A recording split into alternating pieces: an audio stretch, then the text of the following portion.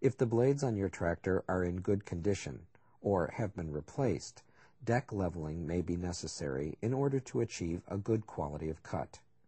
Prior to leveling the deck, there are 5 safety warnings from the owner's manual that we must review.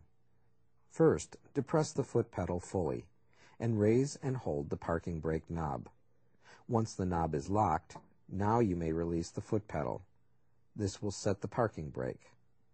Place the mower engagement lever to the disengage position.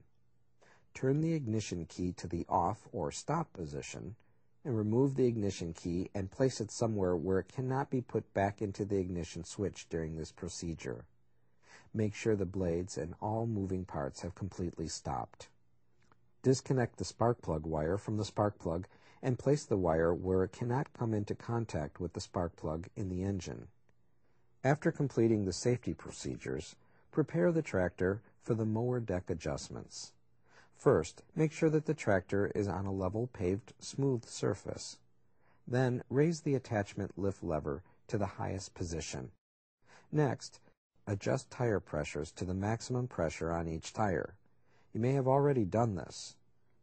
Always protect your hands by putting on protective heavy-duty work gloves, and remember to use proper eye protection. On both sides of the tractor, position the blades at the side as shown so that a measurement can be made from the edge of the blade to the pavement. Note each measurement. Subtract the 2 measurements to get the difference between the left and right sides. If the difference is close to 1/8 of an inch, a side-to-side adjustment is not needed.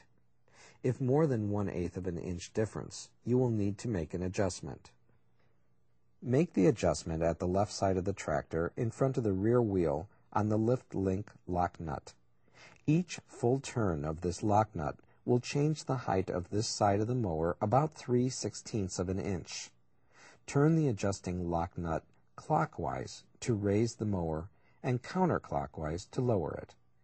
Use the appropriate size wrench to make the adjustment. Measure the blade tips at both sides again and adjust until the difference between the blade tip heights are about 1/8 of an inch. This must be correct before making the front to rear adjustment.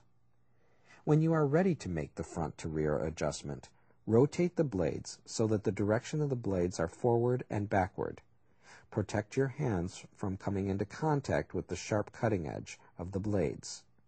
Again, the mower should be in the highest or the transport position for taking measurements. Using the bottom edge of the blade closest to the deck as a reference, measure the distance from the ground to the blade at the front and rear blade tips.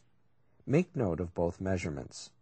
If the front blade tips are 1/8 of an inch to 1/2 of an inch lower than the rear blade tips, the position of the blade is acceptable.